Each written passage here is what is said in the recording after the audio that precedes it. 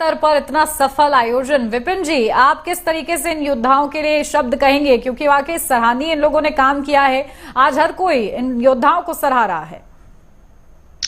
उन्नति जी, सर्वप्रथम तो मैं नावेद जी को सुन रहा था और बहुत बढ़िया इन्होंने, जैसे कहते हैं कि मोतियों की जो माला पिरो दी है, बहुत बढ़िया। तो बहुत अच्छे तरीके से दिनेश जी ने भी बहुत अच्छे तरीके से ये बात रखी है, क्योंकि इसमें कोई दो राय नहीं है। और ये मैं आपके चैनल को भी बधाई दूंगा, देखिए, क्योंकि आप लोग भी डे वन से ये 45 दिन का जो महापर्व का आयोजन हुआ है हिंदुस्तान में, और मजहब नहीं सिखाता आपस में बैर रखना, ये देश हम सबका है। और यहां पर जब लहू का रंग लाल है तो वहां पर जब कोई भेदभाव नहीं है, तो ये इस महाकुंभ के आयोजन ने अंतरराष्ट्रीय पटल पे एक संदेश दिया है कि हिंदुस्तान महाशक्ति भी है, विश्व गुरु भी है, और उस दौर को दोबारा लेके आएगा जब हिंदुस्तान को सोने की चिड़िया कहा जाता था, the land of the golden sparrow. और यहां पर कुछ वर्ष पीछे जाएं, देखिए दो बड़ी अहम बातें मैं बोलने जा रहा हूं यहां पर, कि जब एक गाना बड़ा लोकप्रिय हुआ था, मिले सुर मेरा तुम्हारा तो ये सुर बने हमारा सबका, तो वो नेशनल सॉलिडेरिटी के लिए वो गाना उसको आगे बढ़ाया गया था, और वहां पर बड़ी फिल्म सितारे भी उसमें उन्होंने भाग लिया था, बड़ी अहम भूमिका निभाई थी। तो ये निश्चित बात है कि अमूमन बोला जाता है, जैसे फिल्मों में दिखाया जाता है कि मेले में कोई गया तो वहां खो गया, लेकिन ये मेला जो कुंभ का, महाकुंभ का आयोजन हुआ है, उसमें जो अद्भुत बात उभर के आई है वो ये आई है कि इसने सबको एकजुट कर दिया है।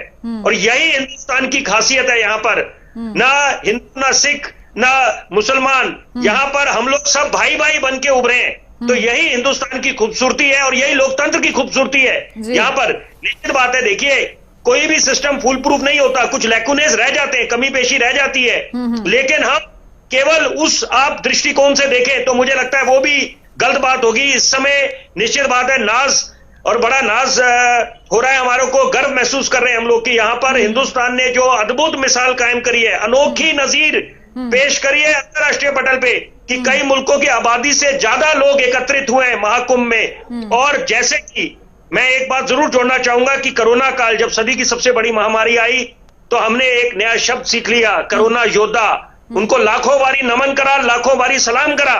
तो वही जो योद्धा महाकुंभ में योद्धा बन के उभरे, चाहे हमारे सफाई कर्मचारी हो, स्वास्थ्य के जो ऑफिशियल्स थे, और तमाम ऐसे रिक्शा वाले, तो ये मुझे लगता है कि ये लोग भी इन लोगों को बधाई के भी पात्र हैं, और साथ साथ इनको सलाम कि इन्होंने जो ये अपना अहम योगदान करा है। और एक उदाहरण मैं जरूर देना चाहूंगा, आज अपने आप को रोक नहीं पा रहा, कि यहां पर अगर हम लोग घर में कुछ मेहमान बुला लें, उदाहरण के तौर पे 20 बुला लें और 40 आ जाएं, और तो व्यवस्था बिगड़ जाती है।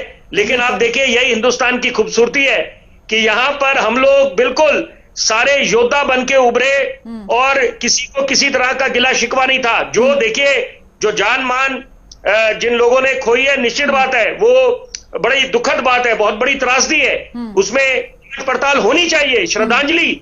लेकिन साथ साथ यहाँ पर सिक्के का दूसरा पहलू ये भी है, जो महाकुंभ का आयोजन हुआ है, जिसका मैं श्रेय बड़े जिम्मेदारी से बोलने जा रहा हूं, पूरे देशवासियों को जाता है, हम हिंदुस्तानियों को जाता है। तो यहां पर मुझे लगता है कि ये दौर हमारे हिंदुस्तान का है, यही नया भारत है यहां पर। और ये हम लोग बिल्कुल एकजुट भी रहना है, क्योंकि चुनौतियां भी बेशुमार है। हिंदुस्तान को आगे ले जाना है, अर्थव्यवस्था को मजबूत करना है, रोजगार उत्पन्न करने हैं। तो अच्छी बात है ये। और एक संक्षेप में बात बोलूंगा, जो लोग कुंभ नहीं जा पाए, ये भी देखिए, सुन के कितना गौरव महसूस होता है कि उनके लिए भी व्यवस्था करी गई, उनकी सोसाइटीज में, उनकी कॉलोनीज में, कि किसी तरह वो वंचित ना रह जाएं, खास तौर पे जो बुजुर्ग।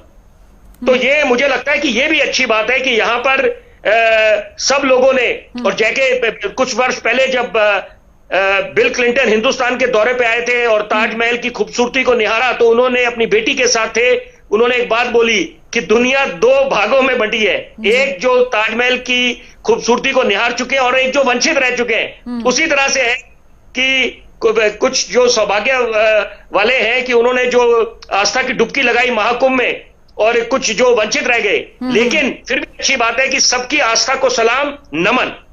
बिल्कुल। और देखिए, वाकई प्रयागराज से जो रोशनी निकली वो ना केवल प्रदेश के बल्कि भारत के कोने कोने तक पहुंची। ये बात वाकई सच है। और ना केवल भारत, क्योंकि विदेश से भी मेहमान आए, उन लोगों ने भी जिस तरीके से सराहना की, इस सफल आयोजन का उन्होंने जिक्र किया, वो वाकई बहुत खूबसूरत है। और कहीं ना कहीं हमें गौरव का पल वो देते हैं जब वो लोग तारीफ करते हैं। नावेद जी, क्योंकि